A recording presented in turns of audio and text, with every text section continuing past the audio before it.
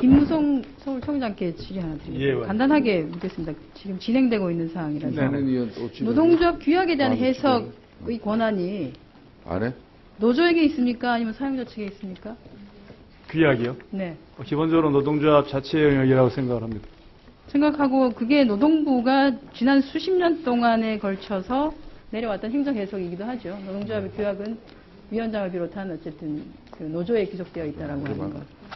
근데 지금 오늘 양대노총 공공부문 집행간부 결의대회에 근로복지공단 집행간부들이 참여하기로 한 거 아시죠?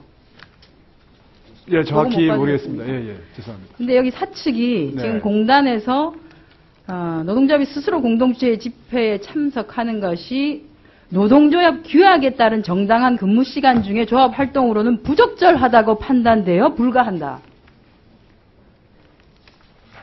공단이 이런 해석을 할 수가 있습니까?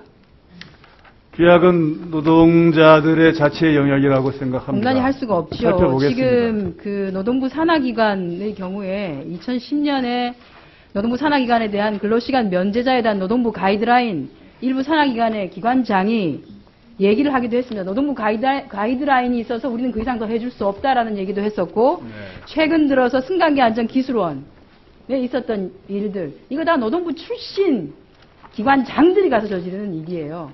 근로복지공단도 마찬가지고 지금 현재. 그래서 청장께서는 단체 협약과 관련된 지금 논란을 빚고 있는 이 근로복지공단 노사 이 건과 관련해서 경과 그리고 서울청의 지도계획을 오늘 주감 종료하기 전까지 저희 의원실로 보고해 주시기 바랍니다.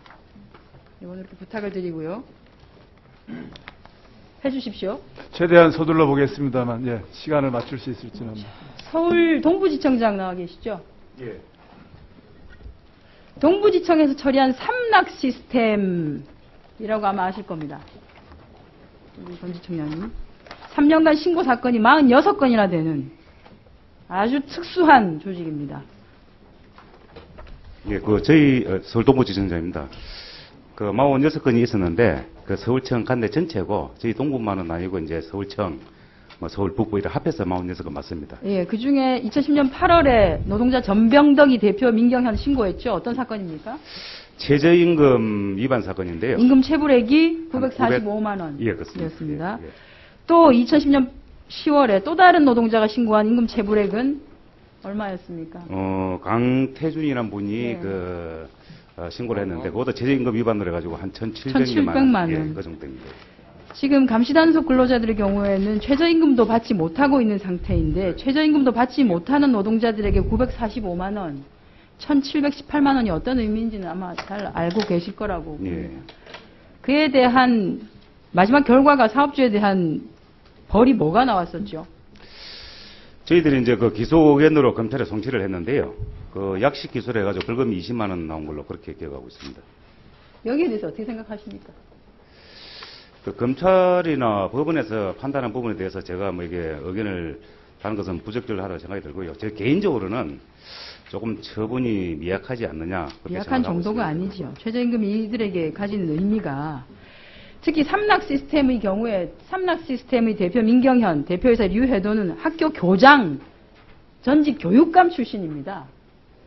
사회적으로 기본적으로 모범을 보여야 되는 교육자 출신들이 운영하는 회사에서 상시적으로 임금 체불이 일어나는 거. 이건 문제라고 생각하지 않으십니까? 하나만 더 묻겠습니까? 삼락 시스템이 직원이 230명이라고 보고되어 있습니다. 예. 전원 감시단속 노동자인데요. 학교별로 한 명씩 당직 노동자를 배치하고 있는데 230명 인가해줄 때 이 실태를 파악을 하셨나요? 저희들이 이제 감단 근로자 인가를 할 때는 이제 근로감독관 직무 규정이 있는데요. 거기에 정한 요건에 합당을 하면 저희들이 인가를 직무 내주고 규정만 있습니다. 보고 해주시고 실제로 나가서 조사를 해보거나 실태 조사를 하거나 하시지 않으셨죠? 그냥 인가해 주신 거죠? 이제 신청서하고 그다음에 근로계약서, 그다음에 이제 근로자 동의서 이런 것들을 감안해서 인가를 해줬습니다. 올해 사망 사고가 한 건 발생했었죠. 삼락 시스템 예. 노동자에 대해서 뇌출혈로 당직 쓰는 도중에 돌아가셨는데 예. 당일자로 산재 처리를 해주지 않기 위해서 사표 처리를 해버리는 바람에 무리가 발생을 했습니다. 그래서 근로감독을 하셨습니다. 예. 2012년 6월 8일부터 7월 13일까지 하셨어요. 예. 굉장히 장시간 두 분이 나가셔서 근로감독을 하셨는데 첫 번째 페이지에 보면은 근로자 현황, 근로 형태 여기에 주간 230명이라고 표시해놨습니다. 감시 단속이 없었으면 전 모르겠습니다. 감단 여기 있습니다. 여기 점검이 현재 여기 표에. 점검표 이거 한번 보셨습니까? 감단이 있음에도 불구하고 주간에 230이라고 표시를 하셨고 도대체 한 달이 넘도록 6월 8일부터 7월 13일까지 가서 두 분이나 나가셔서 근로감독관이 뭘 조사하셨는지 모르겠지만 딱 한 건 지적했습니다. 딱 한 건.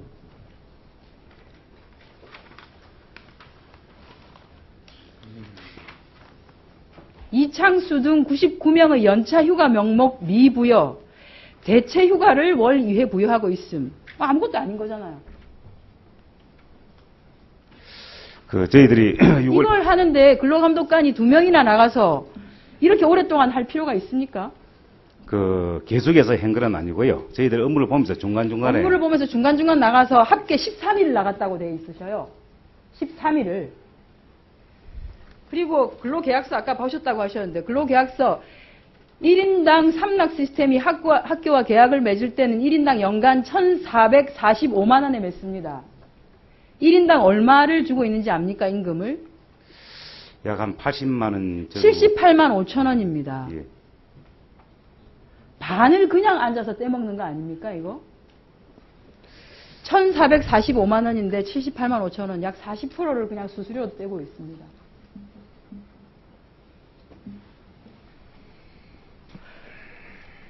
좋습니다. 거기다가 이분들 근로시간을 한번 보세요. 오후 4시 30분에 들어가면 그 다음날 8시 30분에 나오세요. 예. 저는 이게 적용 감시단속 근로자가 적용 제외 사업장인지는 알겠는데 근로시간 적용 때문에 최저임금에서 올해는 10%는 받아야 되는 거 아닙니까? 지금 근로시간을 8시간을 초과했다 안 했다를 말하는 것이 아니라 이분들이 올해 맺은 근로계약서인데 30일을 근무를 하면 기본적으로 얼마를 받아야 되나요? 하루 16시간 근무하는 건 차제를 한다 하더라도 이게 78만 원, 78만 원을 받는 게 이게 맞습니까? 도대체 올해 근로감독을 6월 8일에 가서 13일을 하셨는데 이미 시작했군요. 뭘 하고 오신 거예요? 뭘? 두 분이나 나가가지고 13일 동안 해서 하나 달랑 지적했는데 근로계약서하고 아무 상관없어. 최저임금 90% 적용하는 거하고도 아무 상관없어. 뭐 합니까 지금? 그래서 금년 정기감독에서는 금년 6월. 예. 지금 10월입니다. 석 달밖에 안 지났습니다. 제대로 하십시오. 의원님, 요거는 청장이 조금 보완 보고를 드렸으면 합니다. 자, 우리 동부지청장 들어가시고. 예. 그래, 서울청장이 좀 한 말씀 해보세요. 예. 저희도 이 건을 제가 직접 이분들을 면담을 했습니다. 그래서 동부지청에 근로감독을 제가 지시를 했고 감독 결과를 보고받고 저도 질타를 한 바가 있습니다. 그래서 저희가 서울교육청의 협조를 받아서 서울 지역 전체의 이른바 당직기사 근로 실태 조사를 해보았습니다. 서울 지역에 약 847개 학교에 860분이 근무를 하시는데 대다수가 65세 이상자입니다. 이 건과 관련해서는 쟁점을 두 가지로 파악을 했습니다. 첫째, 이른바 대기시간이 순수한 대기시간인지 근로시간인지 두 가지가 혼재되어 있는지에 대해서 명확치가 않았습니다. 두 번째로 이 학교 교장 선생님들이 퇴직을 해가지고 사업을 하시는데 이른바 중간에 수수료가 차지하는 비중이 굉장히 높은데 적정한 가이드라인이 없었습니다. 그래서 이것을 법 해석의 문제와 더불어서 내년도 예산 심사를 앞두고 서울시 교육청과 함께 적정한 소득이 보장될 수 있는 방안을 협의해서 강구할 계획입니다. 적극적으로 강구하세요. 예. 네, 수고했습니다. 다음은 민주통합당의 인천 부평을의 홍영표 의원님 신문 및 질의하여 주십시오.